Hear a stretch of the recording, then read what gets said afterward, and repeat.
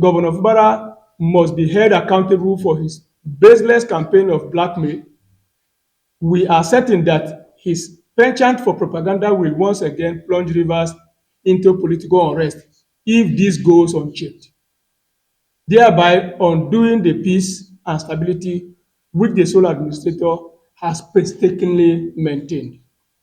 In conclusion, the National Good Governance advocates wish to remind everyone that behind every dramatic turn in history lies a crucible moment of painful reckoning. For some, the emergency rule may have seemed premature, excessive even. Yet, as we observe the return of peace, the reopening of institutions, and the restoration of public faith, we must acknowledge that inaction would have been catastrophic in this case. Because waiting for the breakdown of law and order to cascade into anarchy before acting is akin to refusing to deploy firefighters until the house is reduced to cinders. However, Mr. President, bound by his oath, did ignite the spark of decisive intervention and did not falter, nor did he abdicate responsibility. The president's oath did not permit him to stand by while partisan strife strangled any of the nation he has he was bound to protect. No, it demanded action.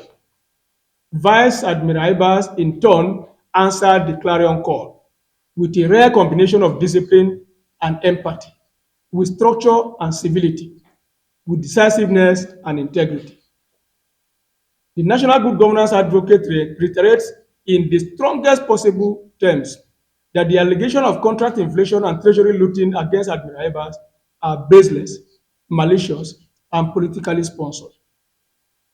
They emanated from the propaganda arsenals of a governor who has returned from suspension not with humility but with hostility, not with repentance but rebellion.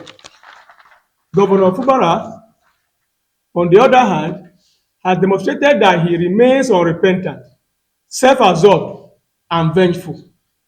His obsession with propaganda is a danger to Rivers State and a threat to Nigerian democratic stability. His conduct must therefore be monitored closely by President Tinubu and resisted by all who care for peace within and outside Rivers. Let it be known to all, Rivers State belongs to its people, not to the whims of a rebellious governor. Its treasury is not a pawn in the game of propaganda. Therefore, let Rivers State and indeed all Nigerians remember this time as the dawn of a new governance and not of authoritarian imposition. Let Admiral Ibas not merely be remembered for stabilizing a state under emergency, but for designing the foundational stones for its peaceful democratic rebirth. Indeed, the National Good Governance Advocate thanked Mr. President for his timely intervention and equally commend Admiral Ibas for answering a call to service once again.